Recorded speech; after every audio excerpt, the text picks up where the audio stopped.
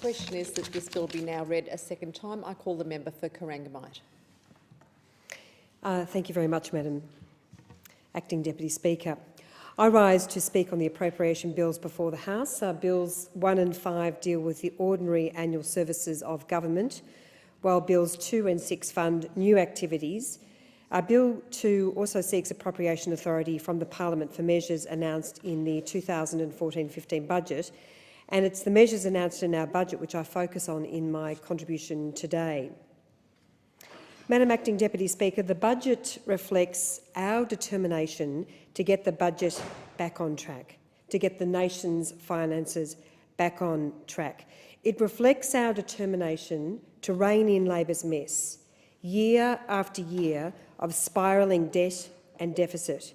It reflects our determination to deliver on what we committed to do, so we can restore the nation's finances and build a stronger and more prosperous economy. And why is this important? It's important because a stronger and more prosperous economy delivers jobs growth and certainty.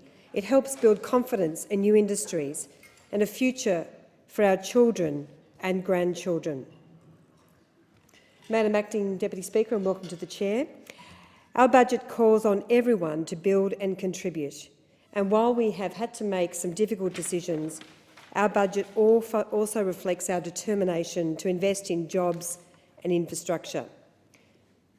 I want to remind Australians about Labor's record, year after year of record deficits: 27 billion, 54 billion, 47 billion, 43 billion, 19 billion, and in this current year, 50 billion.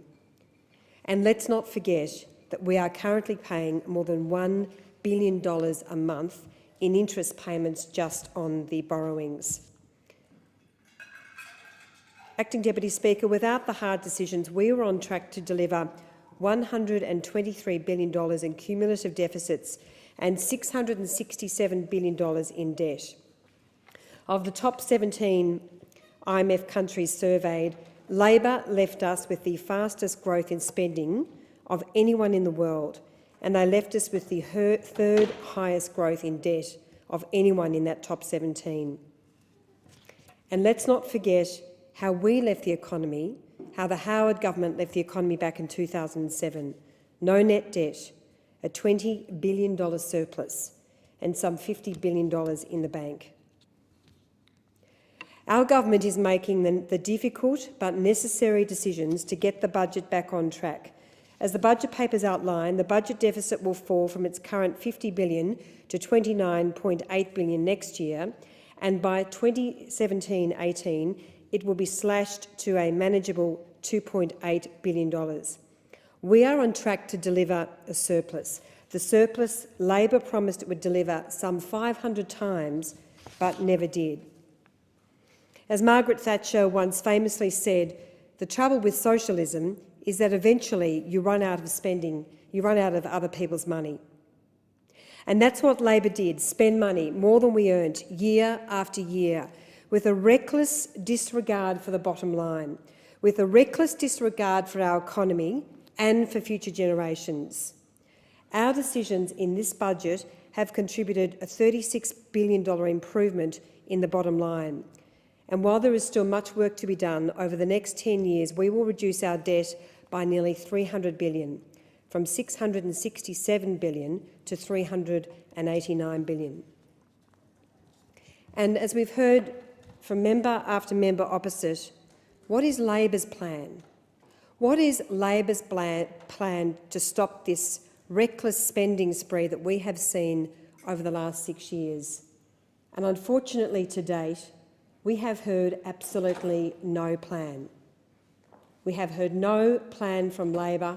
All we have heard is suggestions from members such as the Deputy Leader of the Opposition to add another $16 billion to foreign aid, but we have heard no plan whatsoever as to what Labor would do to rein in this reckless spending.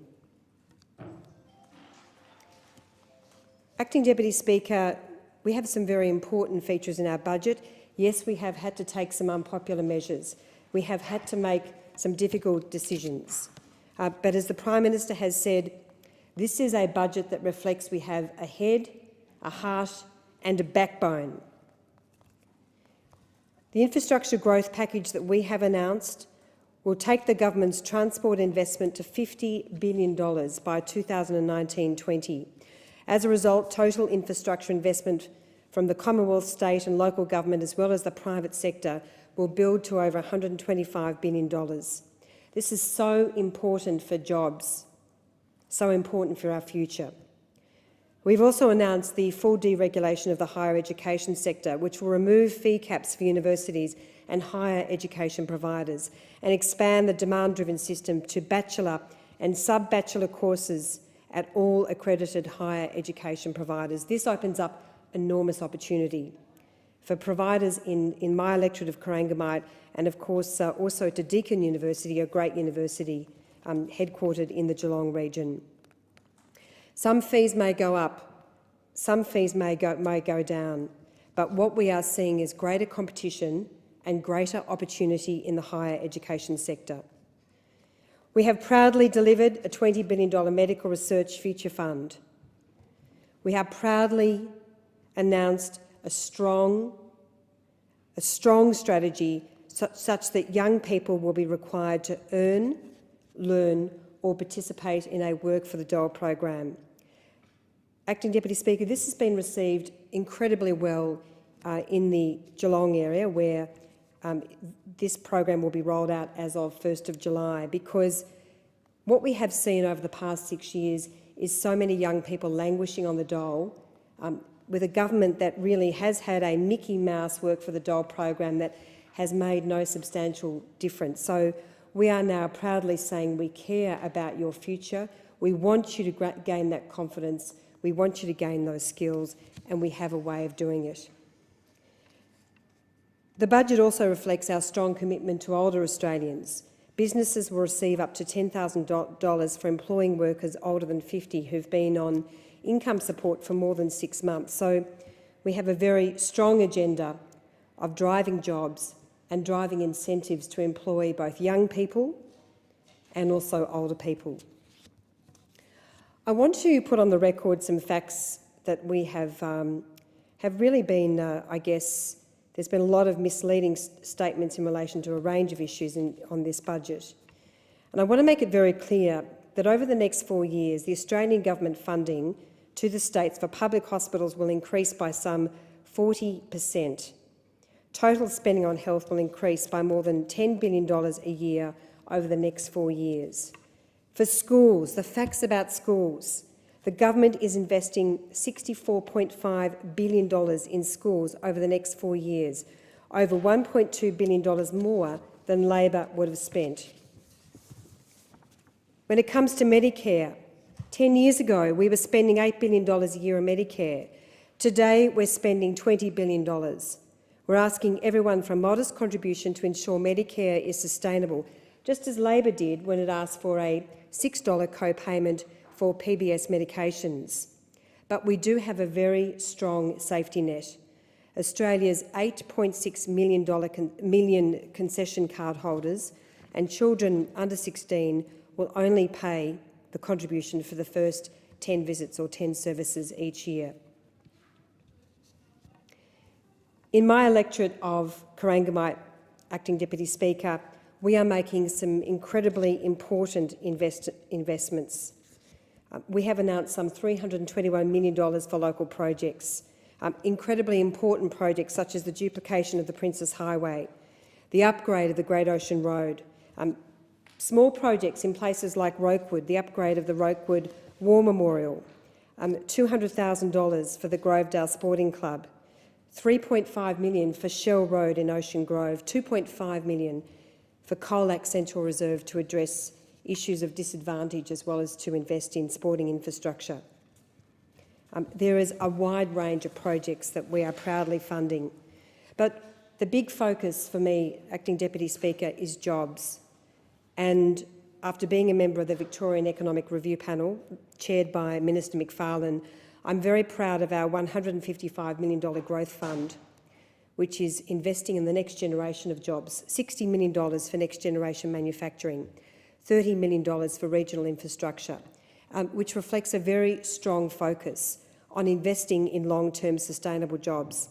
And I referred to the contribution by the member for Corio a short time ago in this debate, and the reference to Alcoa, and the closure of Alcoa Point Henry is a terrible blow to our community. But what we are focused on is investing in long-term jobs, not coming up with short-term fixes like Labor did, offering $40 million to Alcoa, promising a long-term future, only to see that collapse. And I do want to put on the record that the Geelong Region Innovation and Investment Fund has increased by some $5 million to $29.5 million, thanks to a very important contribution from Alcoa, something that the member for Corio did not acknowledge, and that's a very important contribution to the skills and the retraining of Alcoa workers. Of course, through the GRIF Fund, companies like Carbon Revolution are benefiting, and we have heard about Carbon Revolution and the many other companies in my region that are working in advanced manufacturing. Carbon Revolution received a $5 million grant under this scheme, and it is delivering another 150 new jobs. So we have a very bright future in manufacturing, in advanced manufacturing, but importantly, we need to focus on delivering long-term sustainable jobs, not the short-term fixes that Labor delivered. The member for Corio also mentioned Land 400, and I'm pleased he did, because despite his lecturing of our government, this is actually the first time that he's ever mentioned Land 400 in Parliament. This is such an incredibly important project. I've championed this project. The Mayor of the City of Greater Geelong, Darren Lyons, has championed this project, a $10 billion project, and we are fighting very, very hard to bring Land 400 to our region. It's not in the budget because it hasn't been approved as yet. That will happen at some point this year when it comes up for first pass approval. So perhaps Labor does need to get its facts right in relation to that particular project. I also want to make the point that we have funded the NDIS, and the Prime Minister proudly opened the NDIA headquarters in Geelong a number of weeks ago. Despite the scare campaign run by Labor, we have funded the NDIS within the agreed funding envelope with the states. A very, very proud delivery by our government, as confirmed in our budget. Of course, there are some smaller projects. The Green Army, there's about 4 Green Army projects in my electorate, a wonderful Surf Coast Solar Towns program of some $300,000. But let's also look at some of these major infrastructure projects. One of the big commitments that the Prime Minister made, our Infrastructure Prime Minister, is to build the roads of the 21st century. And I want to make particular reference to the $3 billion that our government is investing in the East-West Link, and importantly for the people of Geelong, in the Western section, Stage 2, which will cut travel time for Geelong commuters by some 3 hours a week. This is an incredibly important project for Western Melbourne and for Geelong. It will do so much for our productivity, for our local economy, but would you believe it, Labor is opposing this project, one of the most important infrastructure projects for the Geelong region and for Victoria that we have seen for some time.